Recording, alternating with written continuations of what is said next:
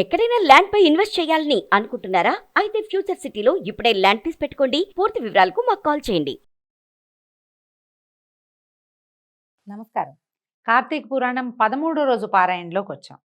వశిష్ఠుడు జనక మహారాజుకి చెప్తున్నారు, ఈ కార్తీక మాసం గొప్పతనం ఎంత చెప్పినా ఇంకా చెప్పవలసింది ఎంతో కొంత ఉంటుంది.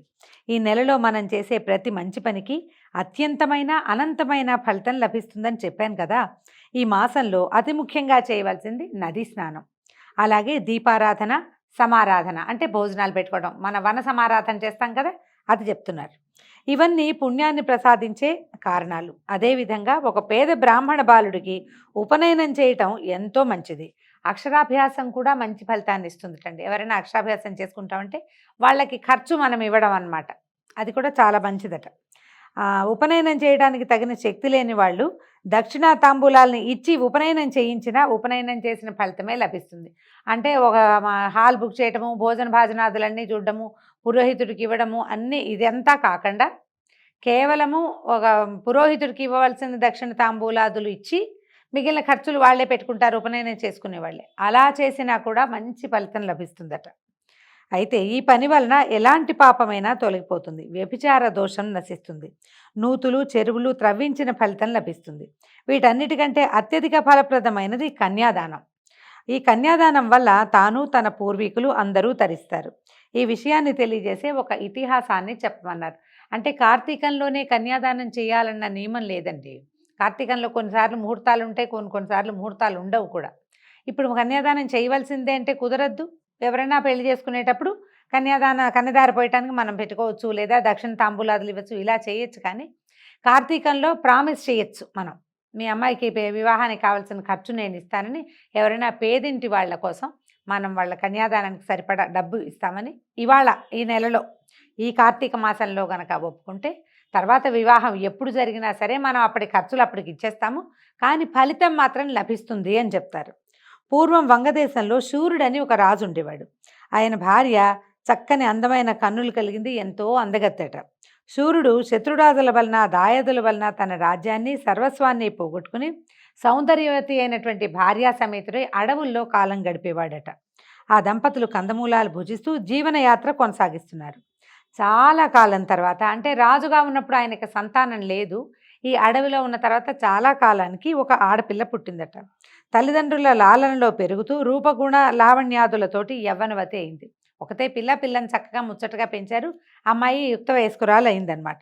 అందచందాలు కలిగిన ఆ రాకుమారిని చూసి ఒక మునికుమారుడు మోహించాడు.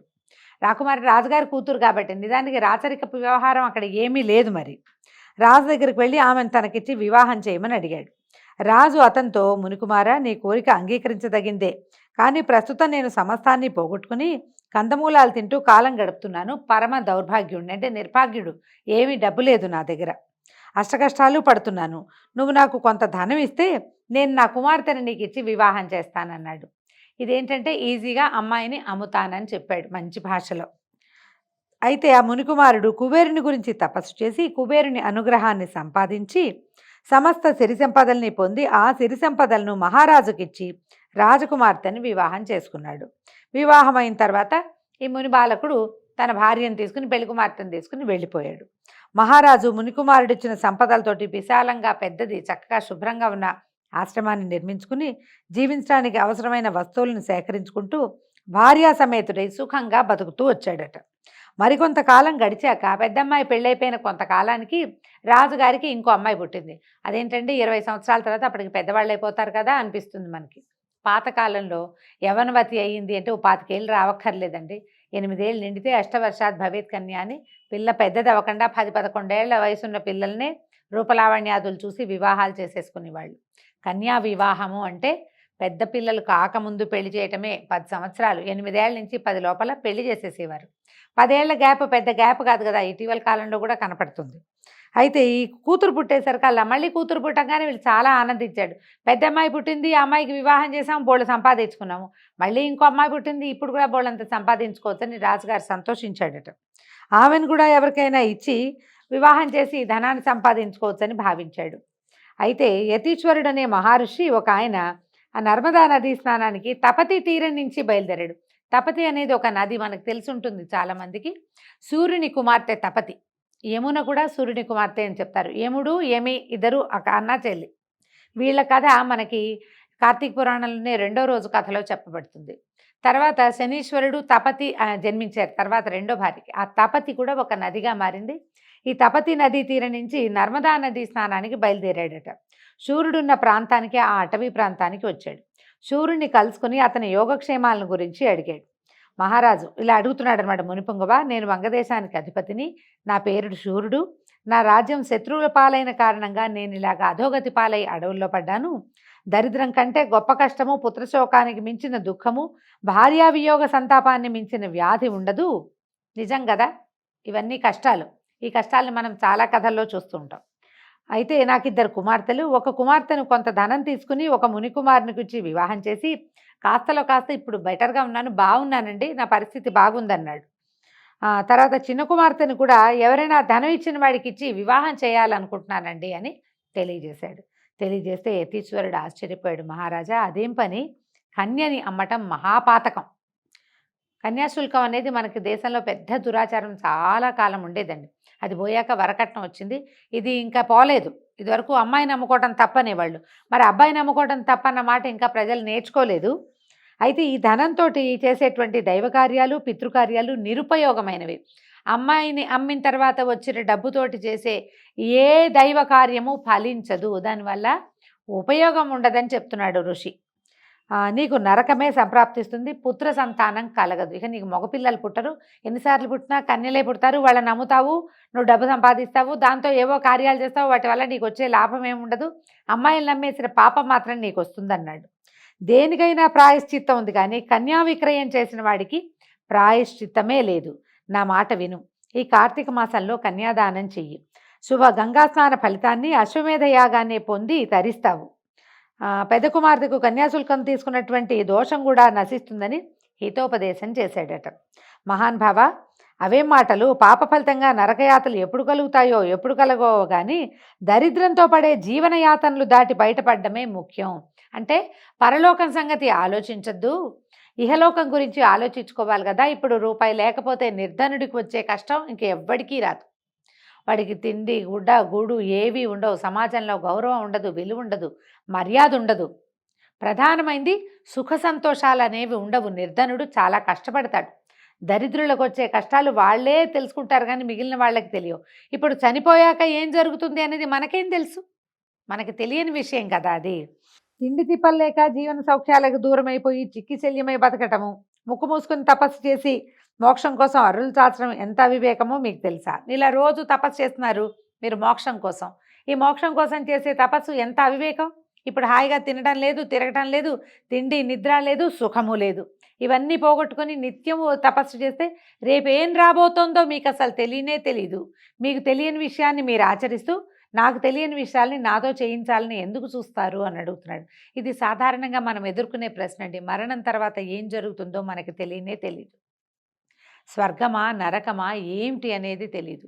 మనం ఇప్పుడే అనుభవిస్తాము అన్న భయం ఉంటే కొంచెం కాస్త ఆగుతాం, మనం తప్పులు చేయకుండా, పొరపాట్లు చేయకుండా.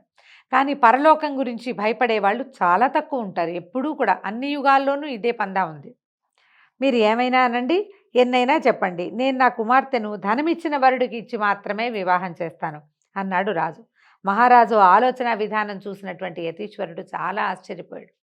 ఈయన రాజుగా ఉంటానికి పనికిరాడు, అందుకే ఇతనికి రాజ్యం పోయిందనుకుంటూ మునీశ్వరుడు తన దారిని తను వెళ్ళిపోయాడు. కొంతకాలానికి రాజు శరీరాన్ని వదిలిపెట్టాడు. ఎంతకాలం ఉంటామండి ఎవరైనా? 100, 150, 200 ఉండేవాళ్ళు అప్పట్లో. కొంతకాలం గడిచింది. ఈ కుమార్తెకు వివాహం చేశాడో చేయకుండానో మొత్తానికి మరణించాడు. అయితే అతను నరకానికి వెళ్ళాడు. అక్కడ అనేక విధాలైన చిత్రహింసల్ని అనుభవిస్తున్నాడు. సూర్యుని పూర్వీకుడైన ధర్మనిరతుడైన శృతకీర్తిని సూర్యుడు చేసిన పాప ఫలితంగా స్వర్గం నుంచి నరకానికి తీసుకుపోయారట. శృతకీర్తి అనే ఆయన ఈ సూర్యుడి వంశంలో ఉండేవాడు. ఈయన స్వర్గంలో ఉన్నాడు. శృతకీర్తి చాలా గొప్పవాడు. యుద్ధంలో మరణించి వీరమరణం పొందాడు. అంతకుముందు దానాలు, యజ్ఞయాగాదులు చేసి అనేక ధర్మకార్యాలు నిర్వహించడం వల్ల అతనికి స్వర్గప్రాప్తి వచ్చింది. ఈ స్వర్గప్రాప్తి ఉన్న స్వర్గంలో ఉన్నవాడు హాయిగా ఉంటుంటే సడన్గా ఒకరోజు నీ చిట్టా చెల్లిపోయిందని బయటికి తీసుకొచ్చారు. తీసుకొచ్చి నరకానికి ప్రయాణం చేస్తుంటే ఆయన ఆశ్చర్యపోయాడు. నరకానికి ఎందుకు తీసుకెళ్తున్నారు నన్ను? నేనే పాపకార్యాలు చేయలేదు, ఇంకా నేను స్వర్గంలో ఉండవలసిన సమయం చాలా ఉంది కదా అంటే తనకి ఎంత బాగా చెప్తున్నారో చూడండి. సూర్యుడు, నేనేమీ చేయలేదు, వ్రతక్రతు దీక్షలతో దాన ధర్మాలతో బతికంతా గడిపినందువల్ల నాకు స్వర్గలోకవాసం లభించింది, ఉన్నట్టుండి నాకు ఈ నరకయాతన ఎందుకు వస్తోంది అని యమధర్మరాజునే శృతకీర్తి ప్రశ్నించాడట. నువ్వు పరమ పవిత్రమైన వాడివే, కానీ నీ వంశంలో సూర్యుడనే రాజు రాజ్యభ్రష్టుడై భయంకరమైన కఠినమైన దరిద్రాన్ని అనుభవిస్తూ డబ్బుకి కక్కుర్తుపడి తన కుమార్తెను ఒక మునికుమారుడికి అమ్మేశాడు. అందుచేత అతను చేసిన ఈ దోషం వల్ల నీకు ఈ దుస్థితి కలిగిందని చెప్పాడు.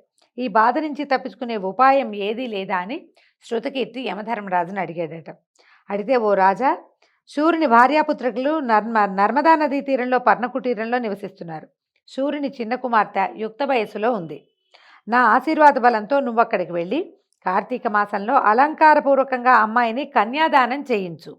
ఆ పుణ్యం వల్ల నీ దోషం తొలగిపోతుంది, నీకు నరకం నుంచి విముక్తి లభిస్తుంది అని హితవు చెప్పాడు. చెప్పేసరికి శృతకీర్తి వెంటనే యమధర్మరాజు యొక్క ఆశీర్వాద బలంతో నర్మదా నదీ తీరానికి చేరుకుని సూర్యుని ఆశ్రమంలోకి ప్రవేశించాడు. సూర్యుని భార్యకు తమ దుస్థితిని, కన్యాదాన వైభవాన్ని గురించి, కార్తీకంలో కన్యాదానం చేయటం వల్ల కలిగే ఫలితాన్ని గురించి ప్రబోధం చేశాడు. ఆమెకి అర్థమయ్యేలాగా చెప్పాడనమాట. మీ ఆయన చేసిన ఒక పొరపాటు వల్ల స్వర్గంలో ఉన్న ఆయన పూర్వీకుడినైన నేను కూడా నరకంలోకి వెళ్ళవలసి వచ్చిందమ్మా. కాబట్టి ఇప్పుడు అతను ఎంత బాధపడుతున్నాడో, స్వయంగా తప్పు చేసిన వాడు ఇంకా పెద్ద బాధపడతాడు అని చెప్పి అమ్మాయిని కన్యాదానం చేద్దామని ఆవిడని ఒప్పించాడట. ఇప్పుడు అందరూ కలిసి ఏం చేశారు, సూర్యుని రెండో కుమార్తెకి విజ్ఞాని, మంచి అందము ఆకారము కలిగినటువంటి ఒక మునికుమారునికి ఇచ్చి కార్తీక మాసంలో వివాహం చేశారు. అందరూ తరించిపోయారు ఆ వివాహం వల్ల. మొదటి కుమార్తె వివాహానికి తీసుకున్న కన్యాశుల్క దోషం కూడా తొలగిపోయింది. కనుక జనక మహారాజా, కార్తీక మాసంలో కన్యాదానం చేయటం వల్ల వచ్చే ఫలితం ఎంతో గొప్పది. బిడ్డలు లేనందువల్ల కన్యాదానం చేయలేని వారు ఎవరైనా సరే ఏ నిరుపేదకో సహాయపడి కన్యాదానం చేయించినా వరుడి కాళ్ళు కడిగి కన్యాదానం చేసినా కూడా పై ఫలితం లభిస్తుంది. ఆడపిల్లలు లేని వాళ్ళు ఏం చేయాలండి? ఉంటారు కదా, మనబోటి వాళ్ళ అమ్మాయిలు లేరు, అంతిద్దరు మగపిల్లలే. అప్పుడు ఎవరికైనా కన్యాదానం చేసే అవసరమో అవకాశమో వస్తే ఆ అవకాశం తీసుకోవాలి ఒకటి. తర్వాత ఏమో ఎవరైనా కన్యాదానం చేసుకుంటే పేదవాళ్ళకి వాళ్ళకి వివాహానికి వలసినంత డబ్బు ఇవ్వటము, తమే సూత్రాలు, మట్టెలు లాంటి వివాహానికి అవసరమైనటువంటి సామగ్రి కొనిపెట్టడమో చేసినా కూడా ఆ కన్యాదాన ఫలితం కొంత లభిస్తుందట. అది కుదరని వారు విధుల ప్రకారంగా ఆబోతుకి వివాహం చేసి వదిలినా కూడా, అంటే ఆబోతు వృషోత్సర్జనం అంటారు కదా, ఆంబోతుకి అచ్చువేయటం వేసి వదిలిపెట్టినా కూడా ఈ ఫలితం లభిస్తుందని వశిష్ఠ మహర్షి తెలియజేశారట. ఆడపిల్ల పరాశక్తి అంశ, అమ్మవారి అంశ. ఆమెను అమ్ముకునేవాడికి ఏ గతి పడుతుందో సూర్యుని కథ సూచిస్తోంది. కన్యను ఉత్తమమైన దానం చేయాలే తప్ప అంగడిలో సరుకులాగా అమ్మకూడదు. నరకం ఉందా, పోయాక చూస్తామా అంటూ పిచ్చి ప్రశ్నలు వేసి తెలివి తక్కువ పనులు చేసేవారికి ఈ కథ ఒక గొప్ప గుణపాఠం నేర్పుతుంది. దీంతో 13వ రోజు పారాయణ సమాప్తమైందండి. మళ్ళీ రేపు ఉదయం 14వ రోజు పారాయణతో కలుసుకుందాం. నమస్కారం.